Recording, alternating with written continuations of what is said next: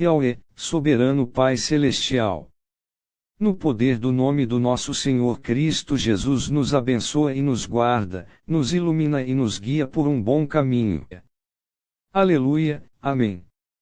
Estudo Bíblico, 2 Coríntios 11 verso 7, Nova Versão Internacional 2023.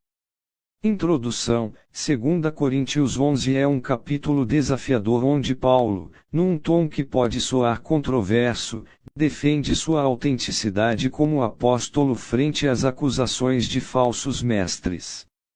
Ele se vê forçado a gabar-se, verso 16, de suas credenciais e sofrimentos, algo que normalmente evitaria, mas que se torna necessário para proteger a integridade do Evangelho e o bem-estar espiritual dos coríntios. O versículo 7, objeto deste estudo, expõe uma das acusações mais sutis e insidiosas contra Paulo, o fato de ele ter pregado o Evangelho gratuitamente. Seus oponentes pareciam usar esse fato para minar sua autoridade, insinuando que, ao não cobrar pelo seu trabalho, Paulo demonstraria uma certa falta de autoconfiança em sua mensagem.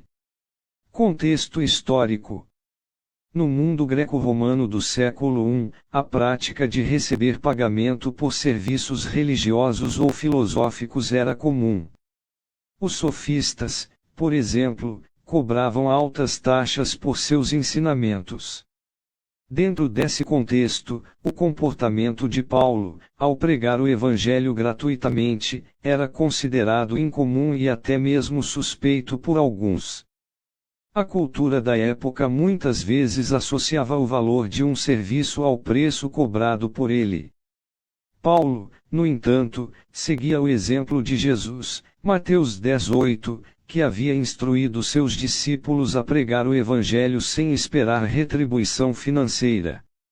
Ele também desejava evitar qualquer aparência de ganância ou exploração, 1 Coríntios 9 verso 18, a fim de que a mensagem do Evangelho não fosse obscurecida por motivações financeiras. O capítulo 11 expõe tensões e comparações entre Paulo e outros pregadores itinerantes que aparentemente se beneficiam de seus relacionamentos com as igrejas. Interpretação: a pergunta retórica de Paulo. Será que cometi algum pecado ao humilhar-me a fim de elevá-los, pregando-lhes gratuitamente o Evangelho de Deus?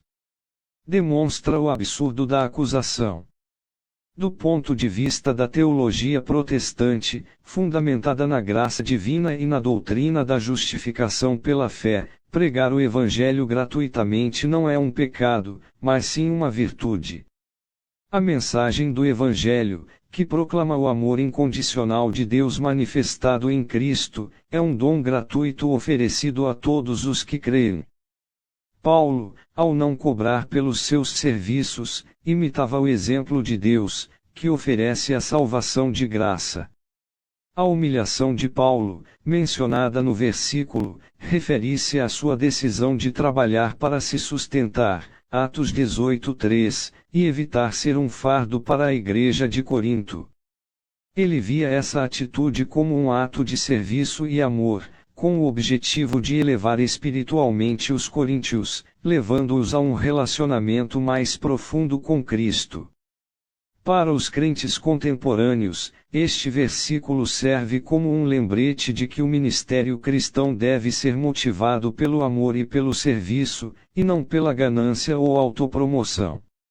Seguir o exemplo de Paulo significa estar disposto a sacrificar o conforto e o lucro pessoal em prol do avanço do Evangelho. Veja as referências. 1 Coríntios 9 verso 18, qual é, pois, a minha recompensa? É que, pregando o Evangelho, eu o apresento gratuitamente, não usando, assim, dos direitos que o Evangelho me dá. Este versículo esclarece a motivação de Paulo ao pregar o Evangelho gratuitamente.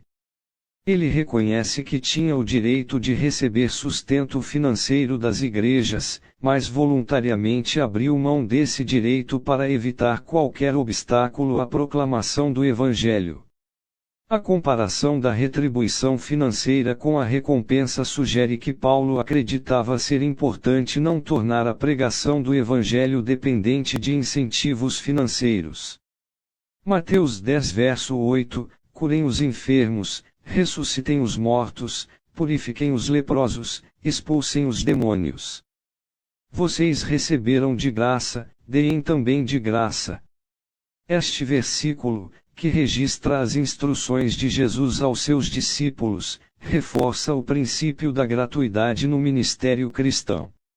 Os dons espirituais e a mensagem do Evangelho são dádivas recebidas de Deus, e, portanto, devem ser compartilhadas livremente com os outros. O exemplo de Jesus e seus discípulos demonstra que a generosidade e o serviço desinteressado são características essenciais de um verdadeiro seguidor de Cristo.